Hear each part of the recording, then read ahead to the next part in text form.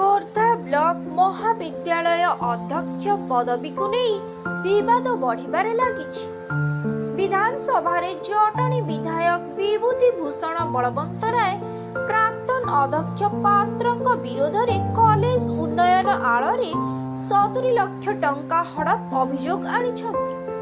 प्राक्तन अध्यक्ष तथा पुनः अवस्थापित वर्तमान अध्यक्ष उमाकांत पात्र और इंचार्ज अध्यक्ष मध्य पदवी को नहीं घटना हाईकोर्ट रे पहुंचीथिबा बेले एबे विधानसभा जटणी विधायक डाक्टर विभूति भूषण बलवंतराय टंका हड़प अभियोग आनिबा परि विवाद आहुरी घनिछि। अन्यपटे एही अभियोग को अध्यक्ष पात्र खंडन करिथिबा बेले एबे तांको सपक्ष रे स्थानीय बुद्धिजीवी वरिष्ठ नागरिक माने बाहरिछन्ति। आज गीता भवन रे आयोजित एक खबरदाता सम्मेलन रे विधायक आनिथिबा अभियोग दीप्तिहीन कल्पना कल्पित उद्देश्य प्रणोदित बोली कहिछन्ति।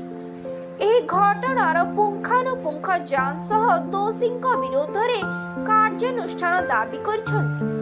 कॉलेजर शैक्षिक वातावरण फेरिबो सेथिपाई प्रशासन दृष्टि देबाकू निवेदन करिछन्ति।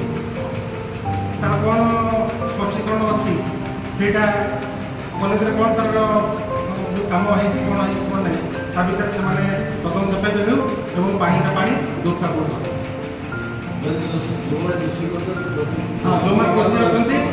दोषी अछंती सेमाने दंड दंड विधायक अभियोग करू 70 लाख टका जो माने तको अछंती नहीं विधायक कुमार सब भेटा करना से कहते हैं कॉलेज विभिन्न कर्मचारी नाम अध्यक्ष बाद पैसा टंका उठे कम को त्वरित कर आम से विषय कहूँ जदि विधायक उठे धन्यवाद यहाँ उठे धन्यवाद किंतु